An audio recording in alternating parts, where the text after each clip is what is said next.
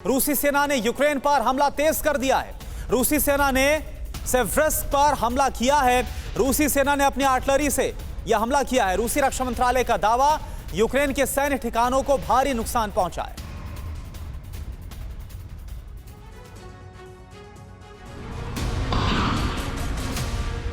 रूसी सेना ने 5 महीने में यूक्रेन का क्या हश्र किया है, ये पूरी दुनिया देख रही है। बीते 5 महीनों में यूक्रेन का कोना कोना बारूदी बवंडर से दहल रहा है। 5 महीनों में यूक्रेन में इतना गोला बारूद बरसा जिसकी कल्पना किसी ने नहीं की होगी। रूस के हमले थम नहीं रहे हैं। रूसी सेना ने सेवरस्क में यूक्रेनी सेना के ठिकानों पर जमकर हमला किया, खूब बारूद बरसाया। रूसी सेना ने यूक्रेनी सैन्य अड्डों पर अपनी आर्टिलरी से ताबड़तोड़ प्रहार किए। रूसी रक्षा मंत्रालय ने ये फुटेज जारी किया है और दावा किया है कि उसने यूक्रेन के बड़े सैन्य ठिकाने को मिट्टी में मिला दिया। लेकिन इतना होने के बावजूद यूक्रेन अब तक झुकने को तैयार नहीं है। किसानों की सफलता के लिए 500 किसान आपको सिखाएंगे और पढ़ाएंगे सफलता का पाठ। फ्रीडम ऐप को अभी डाउनलोड कीजिए। वजह यह है कि यूक्रेन में अभी तक रूस वो सफलता हासिल नहीं कर पाया है जिसकी उसे उम्मीद थी। 4 दिनों में यूक्रेन की ईंट से ईंट बजा देने के दावा करने वाला रूस 5 महीने बाद भी यूक्रेन पर कब्जा नहीं कर पाया है, न तो उसे सरेंडर के लिए मजबूर कर पाया है। इसके उलट सब कुछ तबाह होने के बावजूद यूक्रेनी आर्मी रूस के हर हमले का मुंहतोड़ जवाब दे रही है। और डोनेस्क में आधी रात को रूस की भीषण बमबारी। रूस के हमले के बाद आसमान में हैरत अंगेज रोशनी देखी गई।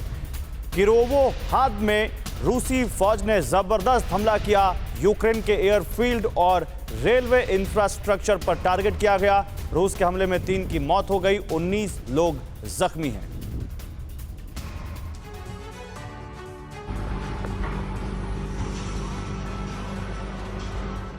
ये मंजर आसमान में आतिशबाजी का नहीं है, ये तस्वीरें यूक्रेन में रूस की बारूदी बरसात की हैं। डोनेस्क में आधी रात को रूस ने भीषण बमबारी की। रूस के हमले के बाद आसमान में हैरत अंगेज रोशनी दिखने लगी। वहीं किरोवोहाद में भी रूसी फौज ने जबरदस्त हमला किया। यूक्रेन के एयरफील्ड और रेलवे इंफ्रास्ट्रक्चर को रूसी सेना ने टारगेट बनाया। रिपोर्ट्स के मुताबिक रूस के हमले में 3 की मौत हो गई जबकि 19 लोग जख्मी हो गए।